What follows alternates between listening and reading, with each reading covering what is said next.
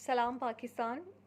असल में आईसीजे का जो डिसीजन आया उसके बाद मैं पाकिस्तान के न्यूज़पेपर्स और उनकी हेडलाइंस देख रही थी।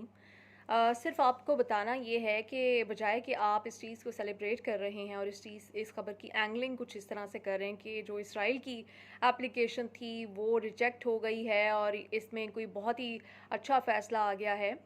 जो कि फ़लस्तीनियों के हक़ में है या जिससे कोई फ़लस्तीनियों को फ़ायदा होगा, बजाय कि इस तरह की एंगलिंग करने के आप में अगर थोड़ा सी भी ज़रूरत है और हिम्मत है तो खुल के लिखें कि 1 महीने का लाइसेंस मिल गया है इज़राइल को मज़ीद फ़लस्तीनियों की नस्लकुशी करने के लिए, क्योंकि आज के दिन से लेकर 1 महीने तक, जबकि इज़राइल ने कोई रिपोर्ट अगर उन्होंने सबमिट करनी है, क्योंकि वो तो आईसीजे को मानते ही नहीं, अब वो तो आईसीजे की परवाह नहीं करते,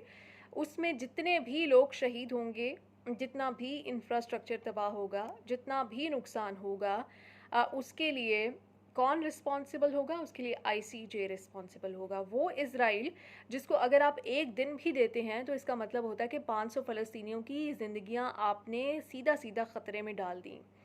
उसको आप 1 महीना जब दे रहे हैं तो आप इसको मल्टीप्लाई कर लें और आप देखें कि आपने कितने फ़लस्तीनियों की ज़िंदगियां ख़तरे में डाली हैं। और एक जनरेशन जो ऑलरेडी 13,000 तकरीबन बच्चे वहाँ पे शहीद हो चुके हैं, अगर इसमें 5,000 का इजाफ़ा भी होता है, 10,000 का खुदा न खास्ता इजाफ़ा होता है, तो उसके लिए कौन रिस्पॉन्सिबल होगा? उसके लिए आईसीजे रिस्पॉन्सिबल होगी।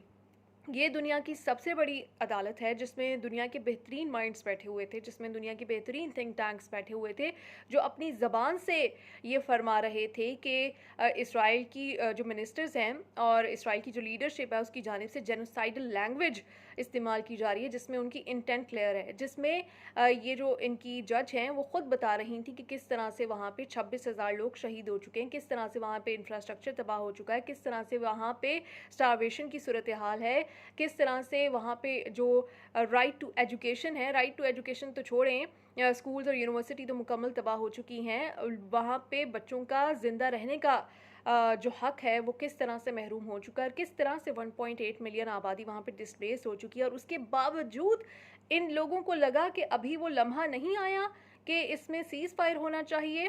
तो इसलिए आप खुल के लिखें इनके ख़िलाफ़ और अपने न्यूज़पेपर्स में, अपनी वेबसाइट्स में, अपने न्यूज़ चैनल्स में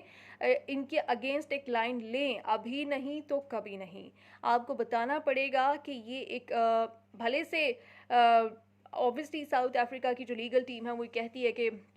एक मजबूत फ़ैसला है और जेनोसाइड का अब केस चलेगा और सब कुछ होगा, लेकिन अगले 6 महीने या 6 साल में या 10 साल में अगर जेनोसाइड साबित हो जाती है, उसका उन फ़लस्तीनियों को क्या फ़ायदा होगा जिनकी इस 1 महीने में और जिनकी पिछले 3.5 महीने में जान जा चुकी है। इसलिए आप इस केस की नज़ाकत को समझें और सच अपनी आवाम के सामने लाएँ, और क्योंकि आप अपनी आवाम को सही तरह से गाइड नहीं कर रहे, उसको आपने हलकों की सियासत और सियासत में फंसा के रखा है। ऑल्दो इलेक्शन बहुत इंपॉर्टेंट है